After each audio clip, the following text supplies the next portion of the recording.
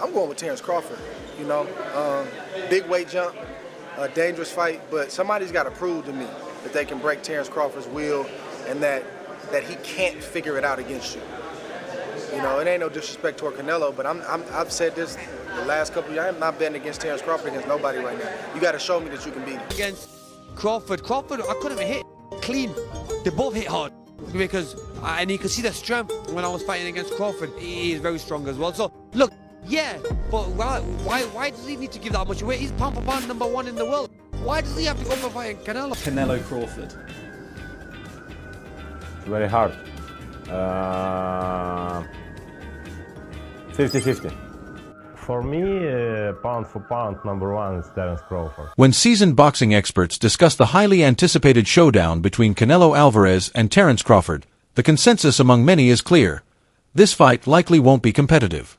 Analysts argue that Crawford's jump up 2 weight classes into the super middleweight division puts him at a clear disadvantage.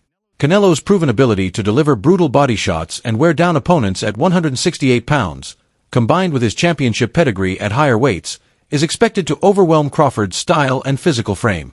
Jaron Ennis warned Crawford that jumping straight to 168 pounds to face Canelo is a major misstep.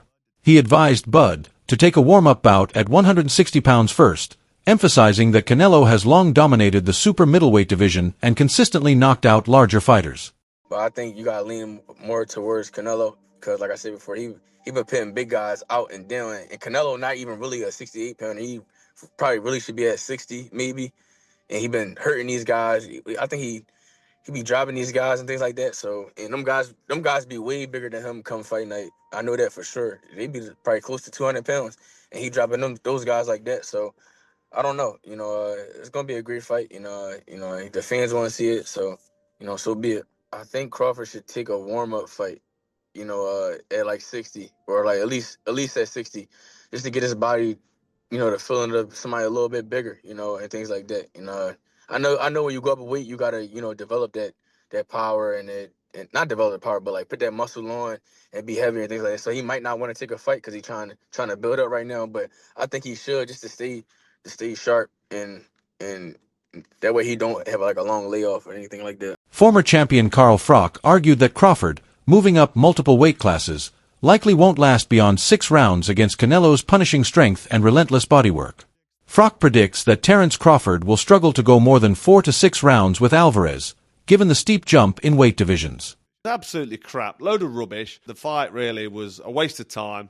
If you haven't watched it, don't watch it because there's better things you can be doing, like probably watching the grass grow or watching some paint dry maybe. But that fight was a total waste of time. Watching that as a former unified super middleweight world boxing champion and Hall of Famer, I was thinking to myself, what an opportunity you've got there. If I was fighting still 10 years ago, if that opportunity came up for me, I know Canelo Alvarez is going to be a tough fight for anybody. I know it's a long ask trying to beat a guy like that, but come on. If I'm in there with Canelo for whatever amount of money, there's going to come a point where I'm saying, right, I'm going for it now. Probably around 3 or 4, I'm going to stick it on him and have a go. To be given an opportunity like that, Skull, defending his IBF title and potentially becoming undisputed, to go in there and just perform like that, for me, it's not acceptable. And I think in my day and with my mindset and the way I used to fight, I'd have gone for it. Just gone for it and then give the fans, give the boxing fans and do myself and my trainer proud. He has passed his best. He's had over 60 fights. Mm-hmm.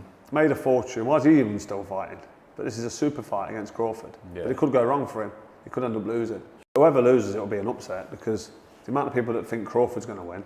Crawford's certainly an unbelievable bad boy fighter, proper good fighter. Then you've got Canelo who just understands the game. Abel Sanchez, former trainer of Gennady Golovkin, called the matchup ridiculous, stressing that Crawford hasn't yet shown the power or physical growth necessary to compete at 168 pounds. According to Sanchez, Crawford would need a knockout to stand a chance. Canelo versus Terence Crawford. I'd like to get your thoughts on how that fight plays out and a prediction, if possible.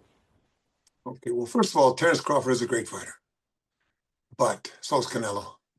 I think that, in my opinion, their IQ is similar, except Canelo doesn't get hit like Crawford gets hit.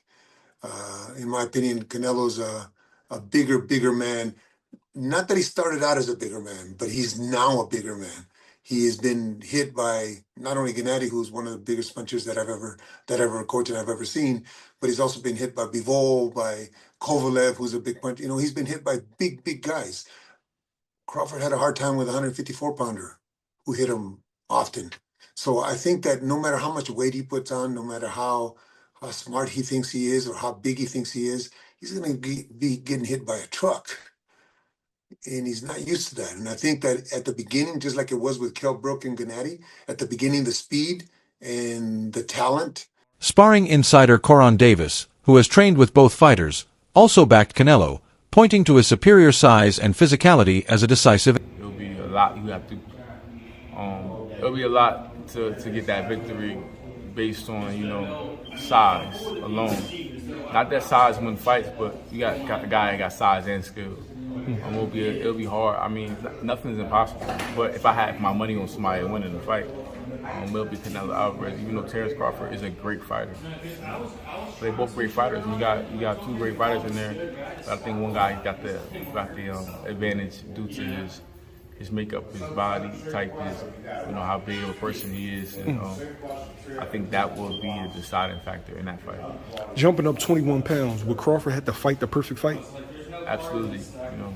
Size will play a factor in that fight. It won't. It'll be a lot harder to damage Canelo. Canelo his punches will be way more effective than Crawford's punches if they fight at 168. So I think it'll be an issue. It's not impossible, but it will be hard. Terence Crawford believes his greatest advantage isn't raw power, but elite fight IQ and adaptability. In interviews, he explained that he doesn't need a knockout to beat Canelo, just the ability to outthink him. He plans to feel out Alvarez early, then make mid-fight adjustments to exploit openings. Crawford emphasized his ability to switch stances, bait opponents, and disrupt rhythm, turning Canelo's pressure into a moving target. He said that shrinking, sharpening, and smart offense will matter more than brute strength. As for the size difference, Crawford downplayed the concern, arguing, "You only know how strong someone really is once you fight them." He sees no doubt about his own power to hurt Canelo. I got the speed over Canelo. I got the reach over him. He might got the size, the power. I got the better skills, boxing skills. Would it be more of a cat and mouse? The reality is Canelo does put people out. From Kirkland to Amir Khan to just... Don't do obviously, I'm just saying, man. No, but he's not. Kovalev. Kovalev was older.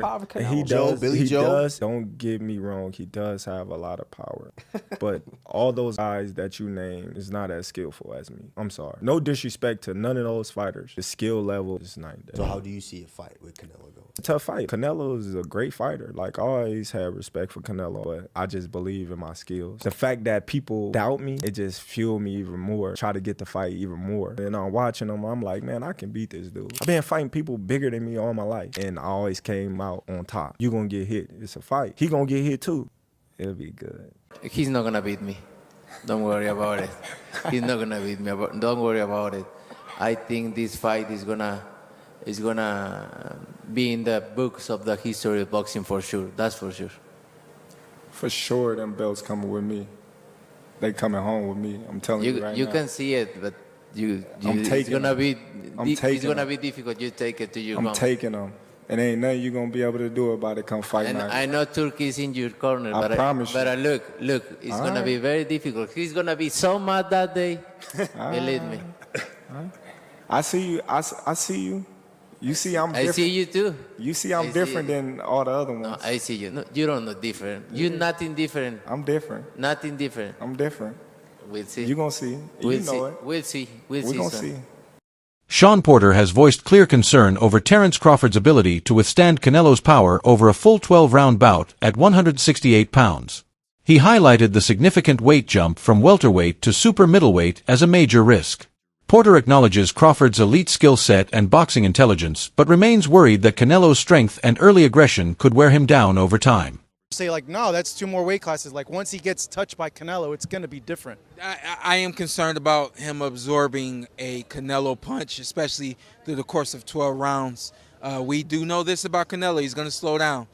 So I think if anything, Canelo would try to start fast and bang on him and break him down before he gets later, and he's still got that kind of steam. But, there's so many components that make a champion. There's so many components that make a great, a legend.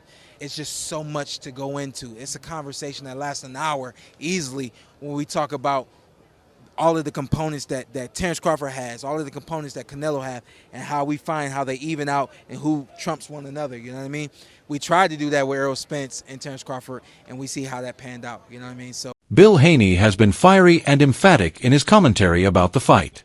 He boldly declared that Crawford will beat Canelo into a bloody pulp, calling him the best fighter in the world and dismissing any notion that size or fame will matter against Crawford. At the official press conference, Haney placed a $100,000 bet on Crawford and shouted from the podium that the show really began when he arrived, asserting that Crawford ain't nothing to play with. Later, Haney also issued a warning to Crawford, urging him to stay vigilant, not just in the ring, but regarding potential doping concerns linked to Canelo's camp.